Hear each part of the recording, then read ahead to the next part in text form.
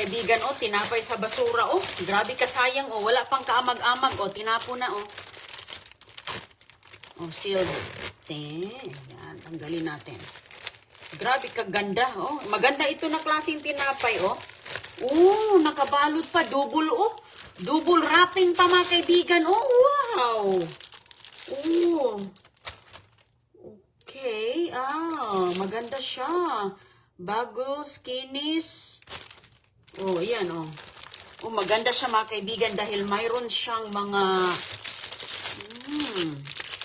mayroon siyang mga seed sa ilalim, oh. Ayan, mga American tinapay ito. Tingnan mo, sealed na sealed, binasura na, oh. Walang kaamag-amag. Di, amuyin natin. Malalaman natin sa amoy. Ang sarap, uy, wow. Ang ganda. Ganda ng tinapay, oh, sus ko, oh. Tingnan mo, mga kaibigan, kaganda-ganda pa, oh. Wala talaga, oh. Check up po natin. Mayroon siyang mga sesame seeds. Oh, naka-slice, pre-slice na siya, oh. Oh, kita nyo? Ganda-ganda ng mga tinapay dito. Magluto ta. Lutuin natin, oh. Double, double wrap. Oh, diba? Oh, kita nyo yan, oh. Baliktarin pa natin. Amoy. Ang bango ang amoy. So, ayan, mga kaibigan. So, ngayon, yung isa, tawag dito, garlic bread. Wow, tingnan mo na ang garlic bread, oh. Uy, ang bango, masarap to, oh. Amoy bawang, oh. Wow, fresh na fresh ang bawang. Tingnan nyo, oh. Napakalusog, oh, be. Buksan natin, mga kaibigan, subukan natin to. I-toasted natin. I-toasted na natin, kainin na natin to. Lagyan natin ng ano yan. Ano bang ilalagay natin dito? Mga tayo ng mga vegetables sa garden. I-toasted na natin. Ang bango. Ang bango-bango ng mga tinapay na to, ah. O, ayun, mga kaibigan, oh, kaganda, oh. Mayroon siyang mga nilalagay na mga green, oh. Ang tawag dito, yung mga, parang siyang mga cilantro at ang nilalagay dito. Mga green. Oh, maganda siya with flour. Healthy bread. Ito yung mga tinapay sa mga health conscious. Ito pa. So, ngayon, nagpa-toast tayo. So, mayroon tayong itlog dito. O, eggs na naman tayo, mga kaibigan. Gagawa tayo ng sandwich, no? Maganda yung gawing sandwich. Teka, maghugas muna tayo ng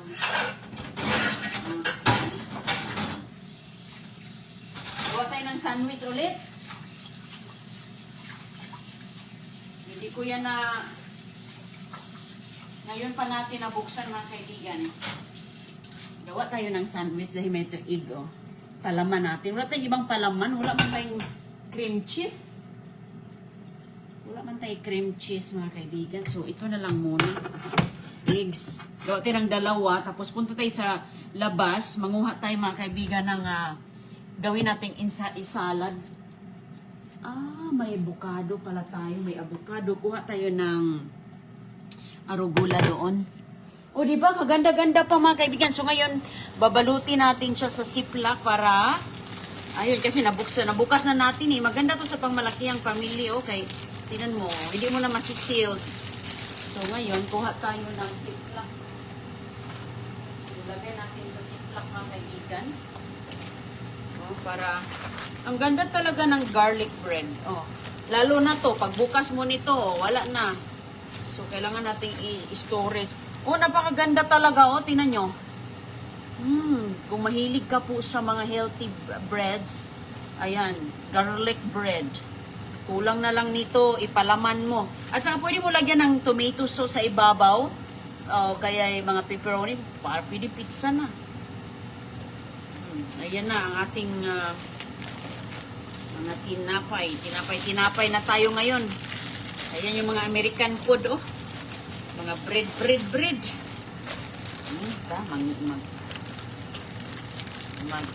Magkain na tao. Kasi tamang-tama dito, tanghalian na rin. Bilis ng oras, mga kaibigan. O, di naka-sealed na. Pwede mo na ito ilagay sa labas. Hindi ito kailangan ilagay sa refrigerator. Kasi tinapay man yan, di ba? Tinapay, hindi ka na ilagay sa ref. Pero, depende sa choice mo. Oh, ayan. Lalo na pag may cream cheese ka nito, sarap to ba? Kasi bigel. Bigel. O, baliktarin natin. Tos-tos. Lumambot ang garlic bread. Lumambot siya. Ay, halaka yung aking para sa egg natin. Gawa tayo ng 2 egg. Yan po ang ating gawing mga kaibigan. Ayan. Egg sa basura din yan, no? Oh, maggawa tayo ng egg sandwich. Oh, mayroon pa tayo. Oh, so pag ilang lutuan na to mga kaibigan. 2 lang kasi 2 tinapay eh. Takpan lang natin yan. Maluto din yan dyan. Naan natin. Punta tayo sa labas. Okay, manguha tayo o green. Mga dahon-dahon doon. Ay, baka masunog to. Pahinaan natin ang ating toasted. Okay. Sarap yan, oh. Kuha tayo ng ipapalaman natin doon sa ating garden. Uy. Ayan mga kaibigan, American food na naman tayo ngayon. Oh, ito ang maganda ilagay, oh. Yan ang maganda ilagay, arugula. Mamunit lang tag din, he. Oh, arugula. Para hindi basa ba. Gagano natin para hindi basa ang ating patutuyuin natin siya. Para hindi basa ilagay natin sa ating tinapay. Uy, pwede na to. Ready na. Yan mga kaibigan, tingnan mo yung mga basura, oh. Basurang tinapay, konting diskarte lang, okay na. Baliktarin muna natin yung egg pala. Ano nangyari sa ating egg? Uy. Ayun. Paminta. Asin. Ayan lang, timpla. Yan lang, timplada.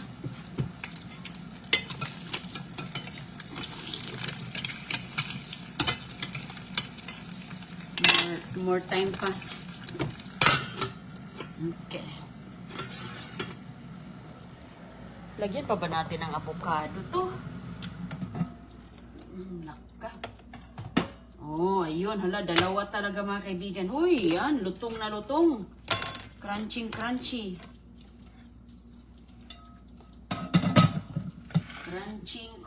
Mamaya na natin ilagay kapag ready na yung ating egg, kay medyo mainit ang egg. Oh, mainit ang egg. Mainit pang tinapay. Palamigin muna natin. Bago natin ilagay ang mga ingredients. Ito. Sorry. Oh.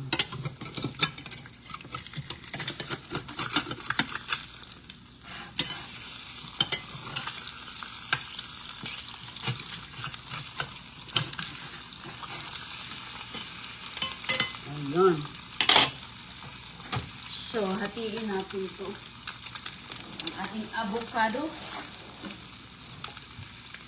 Hatiin natin ang avocado. Oh, tapos, egg sandwich na.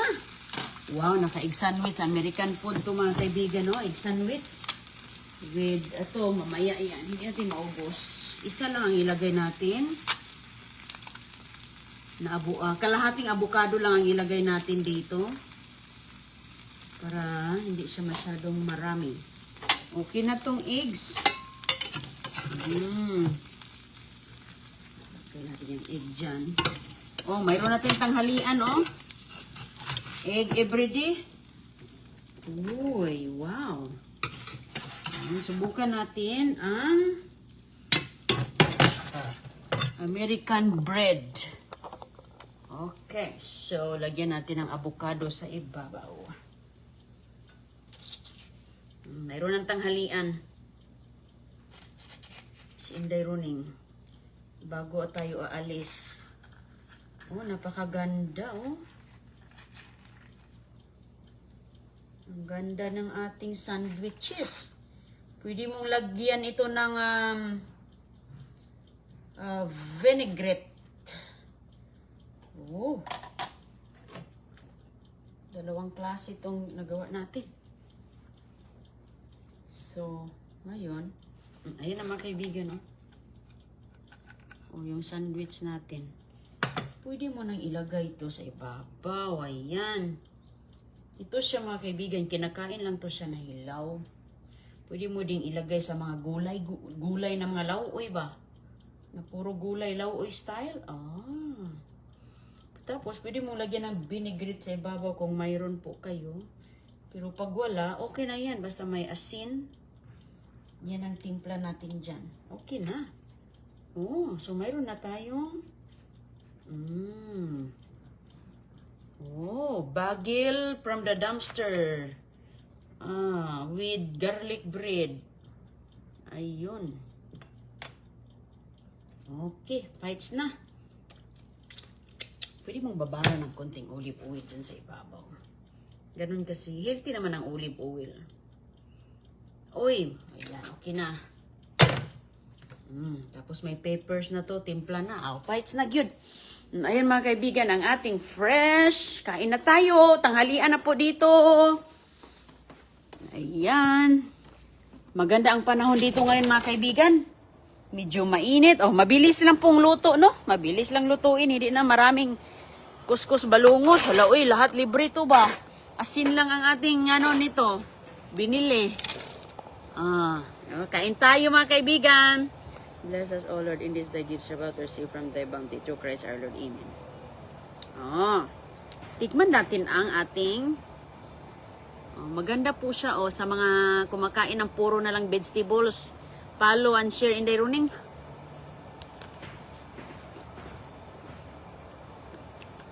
Sarap ang ito. Garlic bread. Kain na kayo ng garlic pampababa ng timbang.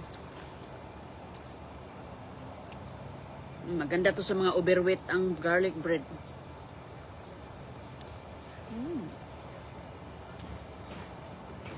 Sarap ang combination. Sarap ang combination niya ba? Ito be? Itong bagel with sesame and black seed. Subukan natin to.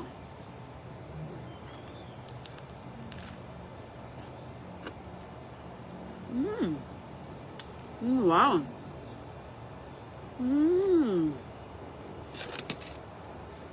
Wheat bread po siya. Sarap pala. Maganda siya mga kaibigan. Tinapay lang kay mayroon man tayong tinapay na nakuha Gamitin na natin kay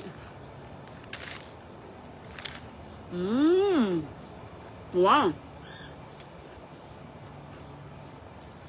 Ito yung mga binibenta sa kalenderias do sa American restaurant. Mga ganito. Kaya nating lutuin sa bahay.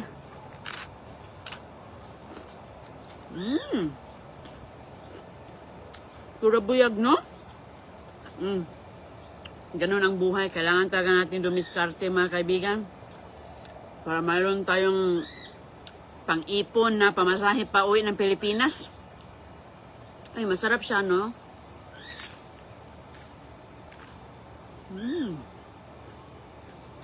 Sarap to na.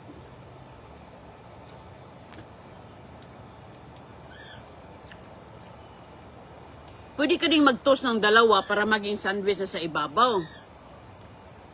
Pero ito kasing flatbread, sinasawsaw din nila ito sa gumagawa sila ng sauce na olive oil, nilalagyan nila ng mga other herbs. Ito sinasawsaw lang to ng mga parang ano ba, derbs ba? Parang pang-appetizer, ganun.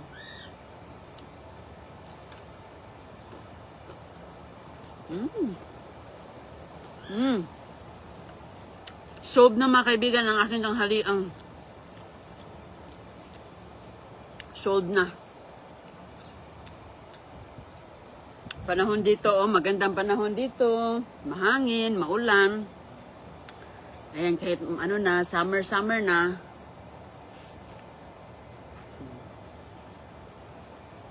Depende po yan sa'yo, paano mo pasarapin. Ang egg, ito yung nakuha ko sa dumpster. Ito yung Yung isang dosina, nabasag lang ng 3, tinapon nila. So, mayroon pang tira. Ito yun. Luto ko nung nakaraan, kahapon, kanina. Ngayon din, wala na. Kung marunong ka lang talaga, mabusog ka talaga dito sa abroad. Depende din talaga sa iyong choice sa buhay, no? Dahil tayo, ano yung nangyari sa atin ngayon, mga kaibigan, yun yung ating kagustuhan. That's our choice. 'Di ba? Kasi tayo, binigyan tayo ng Panginoon ng lakas, maayos na talino, 'di ba? So, ganito, diskarte lang natin, hindi ka magugutom sa abroad. Kaya, tinapay, natapon na, matagal masira ang tinapay.